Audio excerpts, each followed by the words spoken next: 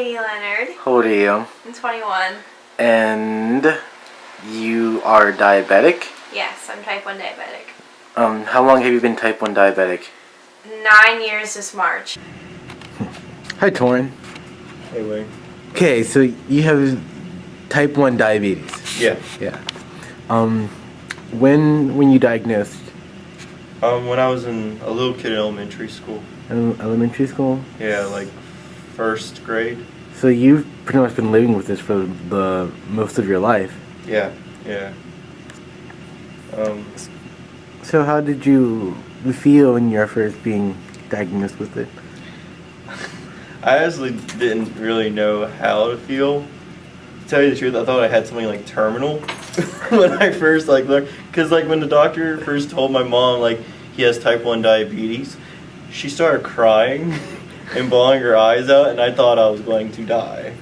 And then they put me in the hospital, and that didn't help me either. And then they wouldn't let me eat some of the sweet stuff I wanted, just so I could feel better, because comfort food. I couldn't have fucking comfort food. I was so scared for a little bit. I was like, I'm so sorry. What did I do wrong? I was so scared. But then eventually I just realized, oh, you're just going on a diet. I didn't really understand it at first, I don't think. Because I wasn't really even sick. So my mom just kind of had a hunch that something was wrong. So when they told me I was diabetic, I had no clue what it was, because nobody in my family is diabetic. I think my mom was kind of like, I told you so. But she was so upset. And I think my dad kind of looked at it more like, okay, this happened. We got to deal with it how we deal with it. And other family members just kind of like, oh my gosh, that's terrible. Moving on. So being diagnosed at a young age, I guess, did you think it helped you adapt early? Yeah, I will say I'm lucky I got it when I was young, because if I remember the eating habits I had when I was a kid, and they weren't healthy at all. And if I continued that and I got diagnosed now, I don't think it would have ended really well. It's so annoying. It's annoying as hell. I'm so annoyed by it. It doesn't even bother me anymore. It's just a huge annoyance that I can't eat what I want to eat. And so, do you ever get sad about it? No, I just get annoyed. But it makes me a little spiteful though, because it came from my father's side of the family, and it skipped him and it hit me instead, and it makes me a little spiteful towards him a little bit, because he doesn't have the best eating habits, and he does have the best diet in the world, and he still doesn't have diabetes. Well, actually, he has type 2 diabetes, yet he just doesn't acknowledge it. So basically, he still hasn't gotten any repercussions for his actions yet. If I miss a shot, or if I eat too much, or take too much, I feel it right then and there, and it hurts.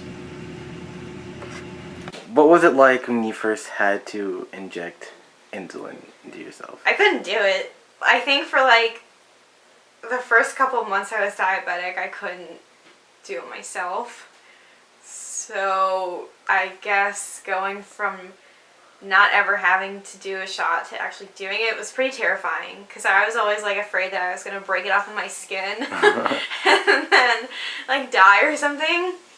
So I guess it was kind of a scary transition. It was terrifying to give myself a shot. As a little kid, whenever you go to get a flu shot or whatever, those things fucking hurt. And so whenever I saw that needle, I always got really anxious and nervous about it. So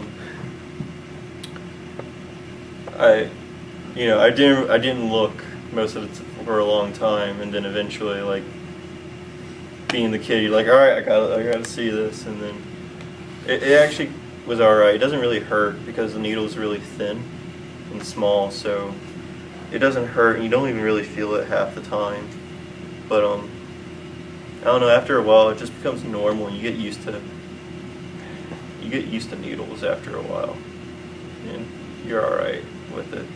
So It's like a flu shot every day, 3 times a day.